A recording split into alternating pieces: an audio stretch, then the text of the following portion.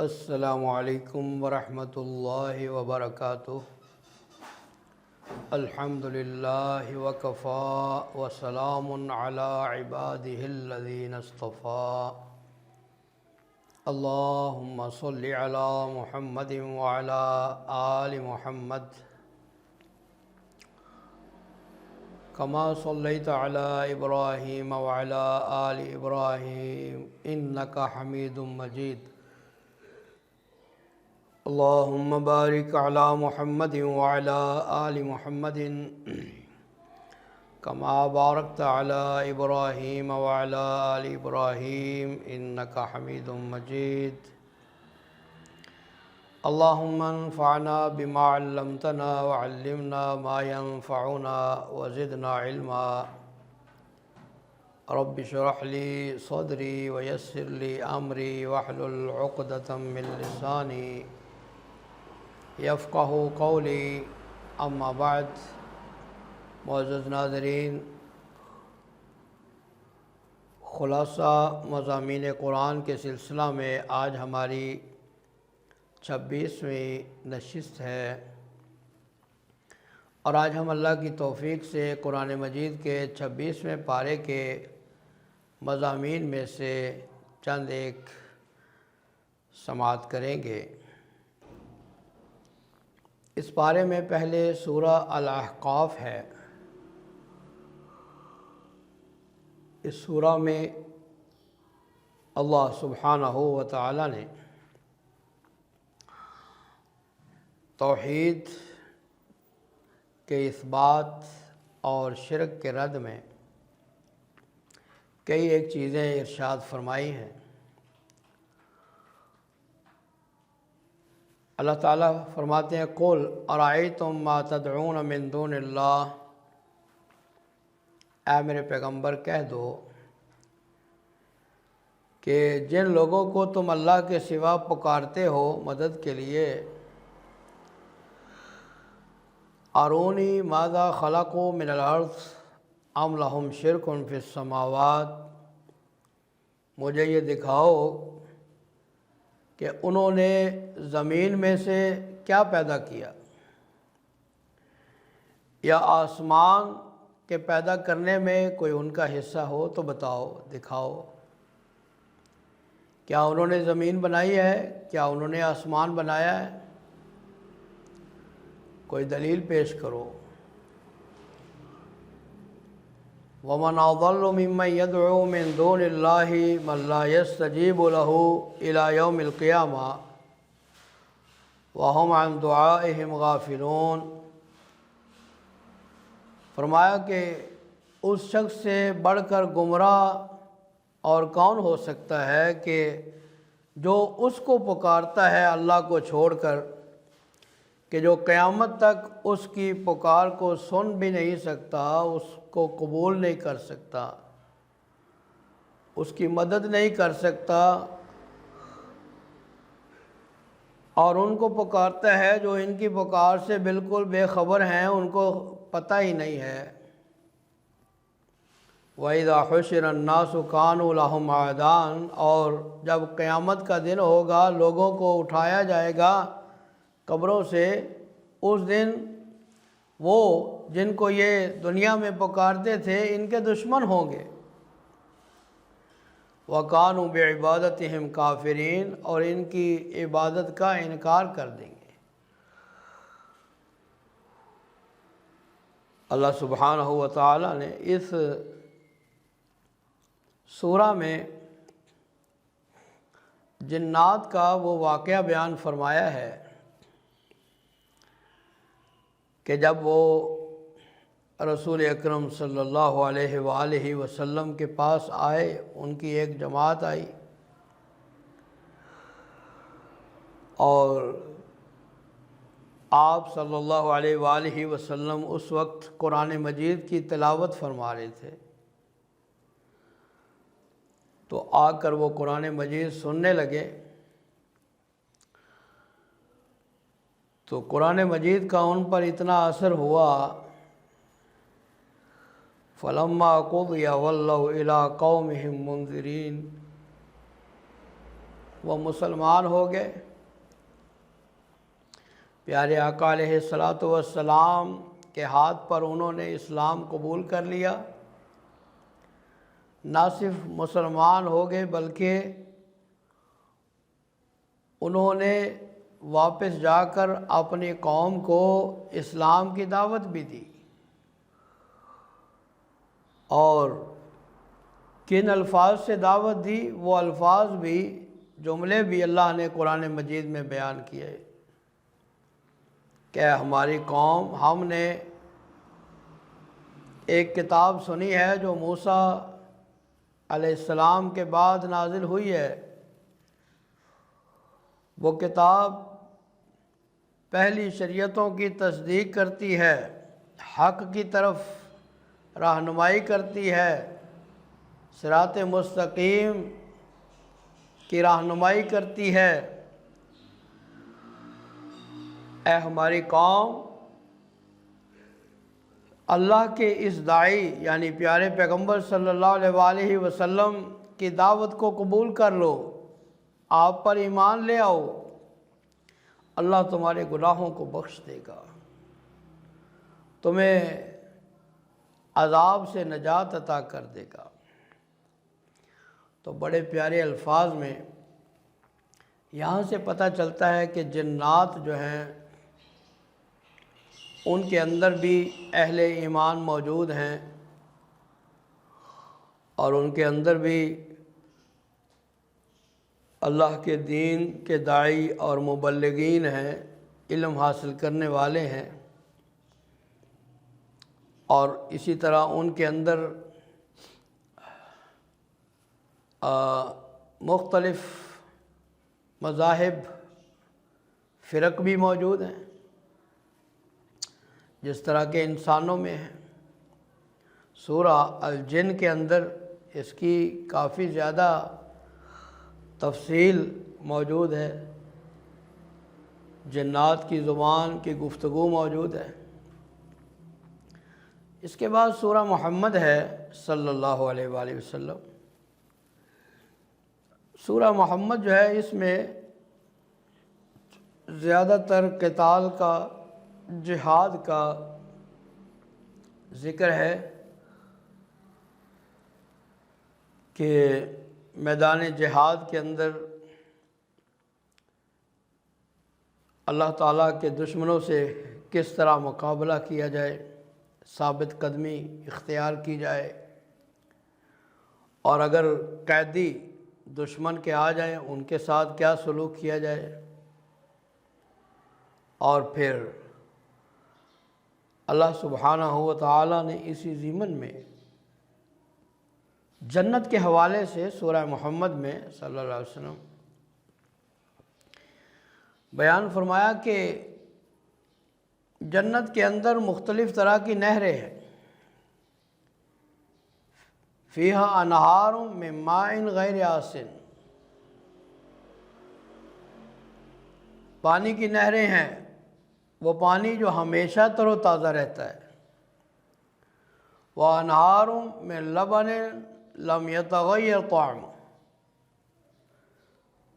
ایسے دودھ کی نہریں ہیں کہ جس کا ذائقہ کبھی تبدیل نہیں ہوتا، وَأَنْهَارٌ مِّن خَمْرٍ لَذَّةٍ لِّلشَّارِبِينَ، اور نہریں ہیں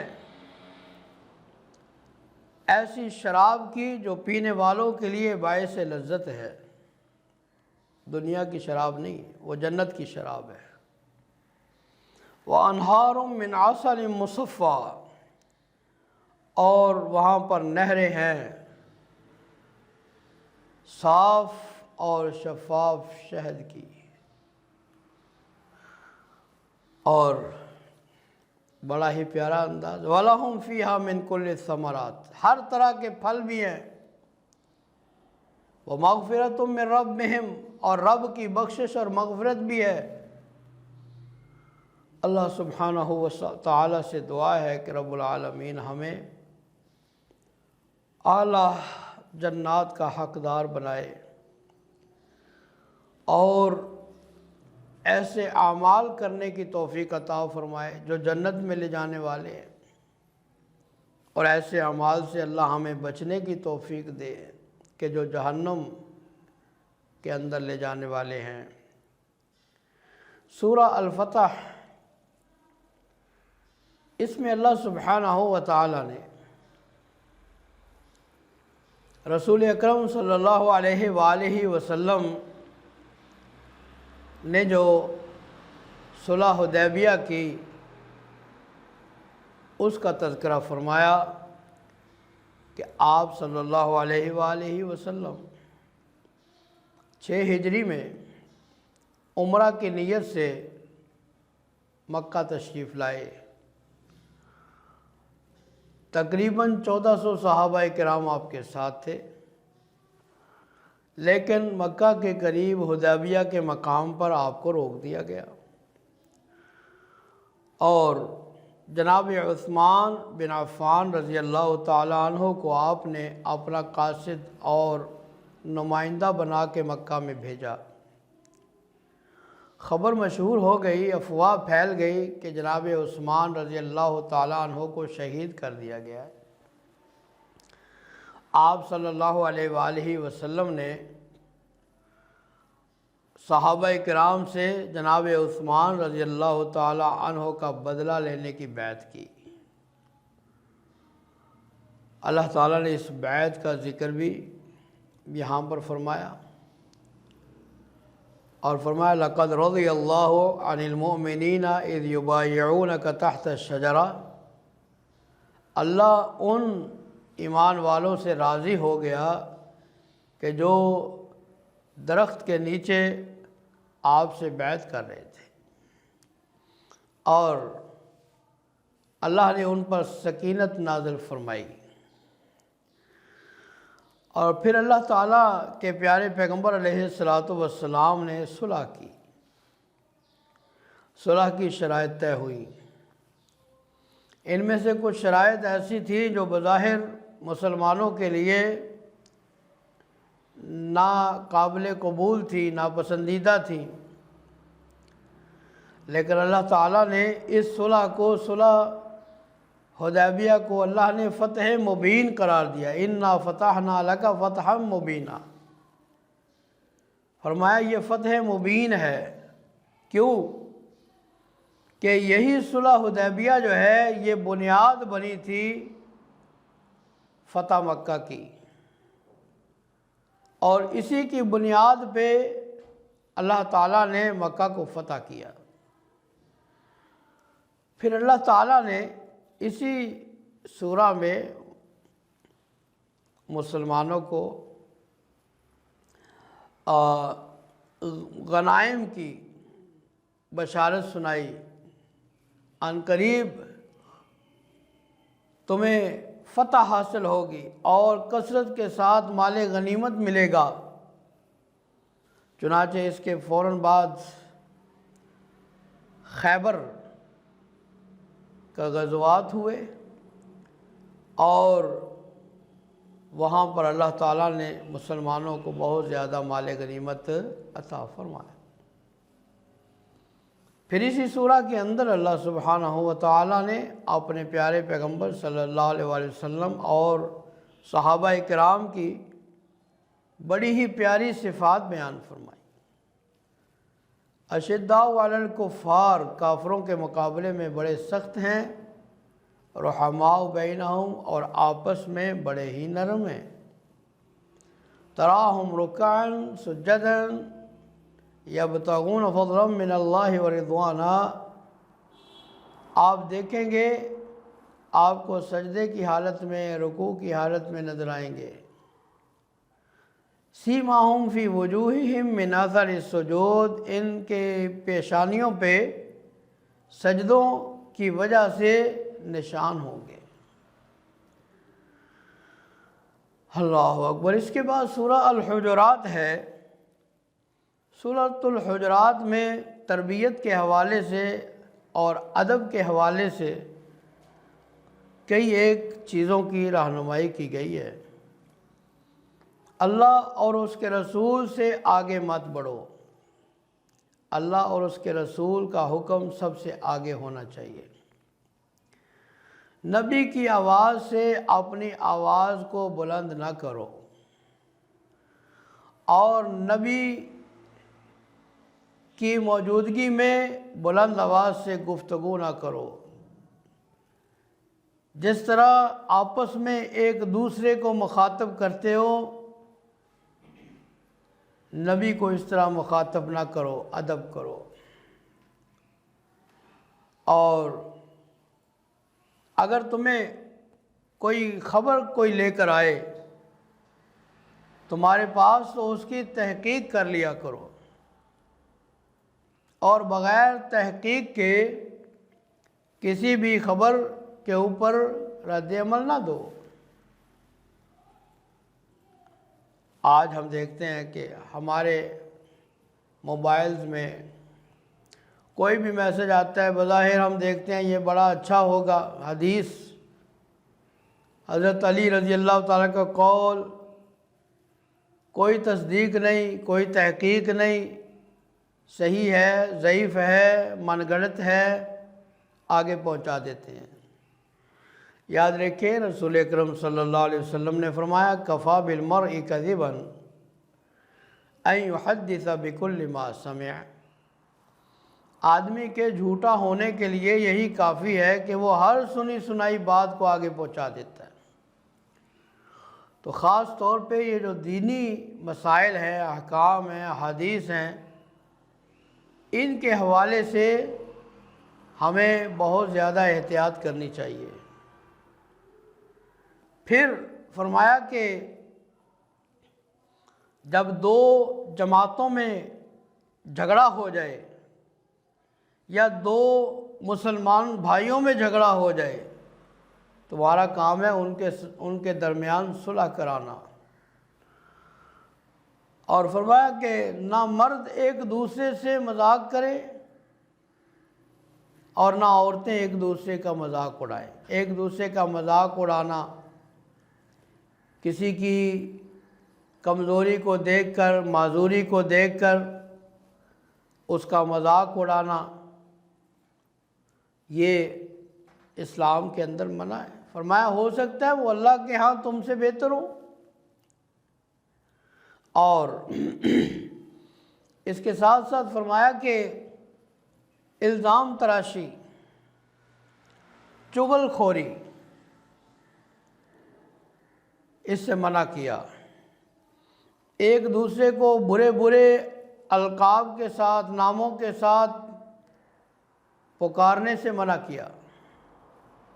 بدگمانی اختیار نہ کرو، کسی کے بارے میں خواہ مخواہ کوئی برا گمان قائم کر لینا، فرمایا یہ گناہ کے زمرے میں آتا ہے۔ کسی کی ٹو میں نہ لگو، کسی کی جاسوسی نہ کرو۔ کسی کی جاسوسی کرنا، اس کی برائیوں کو پکڑنے کے لیے عام حالات کے اندر، اسلامی معاشرے کے اندر اس سے منع کیا گیا۔ پھر فرمایا ایک دوسرے کی غیبت نہ کرو، اس کی پیٹھ پیچھے اس کی برائی نہ کرو۔ یہ بڑے قیمتی آداب ہیں اسلامی، جو اس سورہ میں اللہ سبحانہ و تعالیٰ نے بیان فرمائے۔ پھر اس کے بعد سورہ قاف ہے۔ سورہ قاف میں اللہ سبحانہ و تعالیٰ نے آخرت کے حوالے سے، مرنے کے بعد دوبارہ اٹھنے کے حوالے سے اللہ تعالیٰ نے کئی ایک دلائل بیان فرمائے۔ فرمایا کہ جو اللہ آسمان کو بنا، آسمان میں غور و فکر کرو نا، ہم نے کیسے اس کو بنا لیا، کیسے اس کو مزین کر دیا۔ زمین کے اندر غور و فکر کرو، کیسے ہم نے اس کو پھیلایا، کیسے اس کے اندر ہم نے انگوریاں بنائیں۔ جب ہم نے مردہ زمین کو بارش نازل کر کے زندہ کر دیا ہے، تو مردوں کو مرنے کے بعد زندہ کرنا کیا مشکل ہے۔ اسی طرح مردے بھی مرنے کے بعد اٹھیں گے قیامت والے دن، اس میں کوئی شک نہیں۔ پھر اللہ سبحانہ و تعالیٰ نے اپنے حوالے سے یہ بتایا کہ نحن اقرب الیہ من حبل الورید، ہم انسان کی رگ جان سے بھی زیادہ قریب ہیں، شاہ رگ سے بھی زیادہ قریب ہیں۔ اور پھر فرمایا کہ اذ یتلقی المتلقیان عن الیمین وعن الشمال قعید ما یلفظ من قول الا لدیہ رقیب عتید۔ فرمایا کہ دو فرشتے دائیں اور بائیں انسان کے بیٹھے ہیں، اور اس کی زبان سے جو لفظ بھی نکلتا ہے وہ اس کو محفوظ کرتے ہیں، اس کو لکھتے ہیں۔ کرامن کاتبین ہماری ہر ادا کو نوٹ کر رہے ہیں، ہماری زبانوں سے نکلنے والے ہر لفظ کو لکھ رہے ہیں۔ تو ہمیں ہماری ڈائری زندگی کی تیار ہو رہی ہے، تو ہمیں چاہیے کہ اچھے طریقے کے ساتھ اپنی ڈائری لکھوائیں،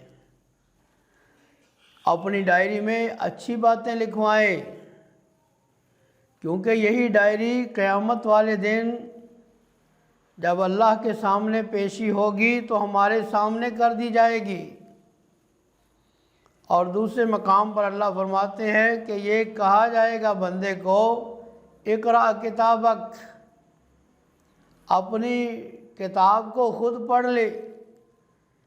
یہ نامہ اعمال دائیں ہاتھ میں آئے گا یا بائیں ہاتھ میں آئے گا۔ میری دعا ہے کہ اللہ سبحانہ و تعالی ہمیں یہ توفیق دے کہ ہم ایسے اعمال کریں کہ ہمارا نامہ اعمال قیامت والے دن ہمارے دائیں ہاتھ کے اندر آئے۔ اللہ سبحانہ و تعالی نے آخرت کے حوالے سے جہنم کا ذکر فرمایا کہ یوم نقول لجہنم حل امتلأت وتقول حل من مزید، ہم جہنم سے کہیں گے حل امتلأت، کیا تو بھر گئی؟ سارے کافر جہنم میں چلے جائیں گے، منافق جہنم میں چلے جائیں گے، اللہ کے باغی اور سرکش جہنم میں چلے جائیں گے۔ اور آپ جانتے ہیں کہ جہنم میں جانے والے زیادہ ہوں گے، تو ہم پوچھیں گے حل امتلأت، کیا تو بھر گئی؟ وَتَقُولُ حَلْ مِن مزید، جہنم کہے گی کیا مزید بھی کچھ اور ہے؟ اور بھی اگر کچھ ہے تو لاؤ، اگر اور بھی کافر ہیں باغی ہیں ان کو بھی لاؤ، ابھی تک جہنم کا پیٹ نہیں بھرا۔ العیاذ باللہ، العیاذ باللہ۔ اللہ سبحانہ و تعالی ہم سب کو جہنم کے عذاب سے محفوظ فرمائے۔ جنت کا ذکر کیا، اُزْلِفَتِ الْجَنَّةُ لِلْمُتَّقِينَ، جنت ایمان والوں کے قریب کر دی جائے گی، جنت کو سنوارا جا رہا ہے، جنت کو سجایا جا رہا ہے، اور رمضان کے مہینے میں خاص طور پر جنت کو سجایا جاتا ہے۔ اور ان کے اندر جنت میں کون جائیں گے؟ فرمایا من خشی الرحمن بالغیب وجاء بقلب منیب، جو رحمان کے پاس اس طرح آئے کہ اپنے رب سے ڈرنے والا تھا، اور اس نے دنیا کے اندر رحمان کو، اپنے رب کو دیکھا نہیں تھا لیکن پھر بھی اس سے ڈرتا تھا۔ وجاء بقلب منیب، اور ایسا دل لے کر آئے کہ جو انابت والا ہو، جو اللہ کی طرف رجوع کرنے والا ہو، جو اللہ کی طرف لوٹنے والا ہو، توبہ اور استغفار کرنے والا ہو۔ پھر اس کے بعد سورہ ذاریات ہے، اس کا کچھ حصہ اس پارے میں ہے۔ اللہ سبحانہ و تعالی نے اس میں جنتی لوگوں کے اوصاف کے ضمن میں بتایا کہ انہم کانوا قبل ذالک محسنین، یہ محسنین تھے، احسان کرنے والے تھے، نیکیاں کرنے والے تھے۔ کانوا قلیلا من اللیل ما یہجعون، رات کو سوتے کم تھے، عبادت زیادہ کرتے تھے۔ وبالاسحار هم یستغفرون، اور سحری کے وقت استغفار کرتے تھے۔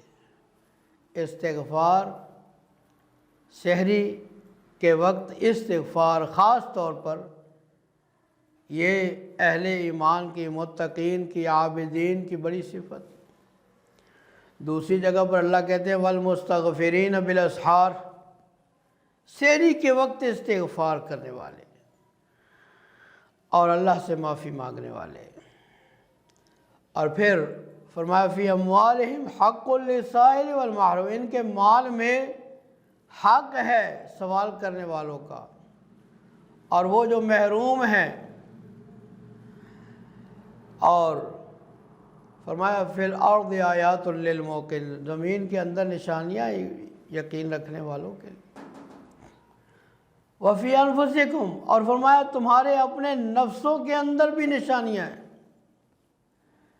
یعنی انسان کا جو اپنا وجود ہے، سر سے لے کر پیروں تک اس کے جسم کا ایک ایک حصہ جو ہے، اس کے اندر بے شمار نشانیاں ہیں اللہ سبحانہ و تعالیٰ کی قدرت کی۔ یہ انسان، یہ اس کائنات کا ایک بہترین تخلیقی شاہکار ہے کہ انسان اگر اپنے وجود کے اندر غور و فکر کر لے تو اسے اپنے رب کو پہچاننے میں کوئی مشکل نہیں ہوگی۔ اپنی جو ہستی ہے انسان کی، یہ اللہ تعالیٰ کے وجود کی ایک دلیل ہے، اللہ کی قدرت کی ایک دلیل ہے۔ تمہارے نفسوں کے اندر نشانیاں ہیں۔ اور فرمایا فی السماء رزقکم، آسمان کے اندر ہے تمہارا رزق۔ وما توعدون، اور جس کا تم سے وعدہ کیا جاتا ہے، جنت بھی آسمانوں میں ہے اور رزق بھی آسمانوں میں ہے۔ اب بندہ جو ہے وہ اپنا رزق دنیا کے اندر ڈھونڈتا ہے، لوگوں کے پاس ڈھونڈتا ہے، لوگوں سے امید لگا کے رکھتا ہے، لیکن اللہ تعالیٰ کہتے ہیں نہیں، تمہارا رزق آسمانوں میں ہے۔ جتنا انسان کہ ہم غلامی کرتے ہیں رزق کے لیے، دنیا کے چند ٹکوں کے لیے، ہم جتنی انسانوں کی خوشامد کرتے ہیں، اگر ہم اتنا اپنے رب کے سامنے گڑ گڑائیں تو ہمارے معاملات آسان ہوتے چلے جائیں، رزق ہمارا وسیع ہوتا چلا جائے گا۔ اللہ سبحانہ و تعالیٰ سے دعا ہے کہ جو ہم قرآن کریم کے ان مضامین کو سن رہے ہیں، اللہ تعالیٰ ہمیں قرآن پاک کو سننے کی، سمجھنے کی، عمل کی توفیق عطا فرمائے۔ وآخر دعوانا الحمدللہ رب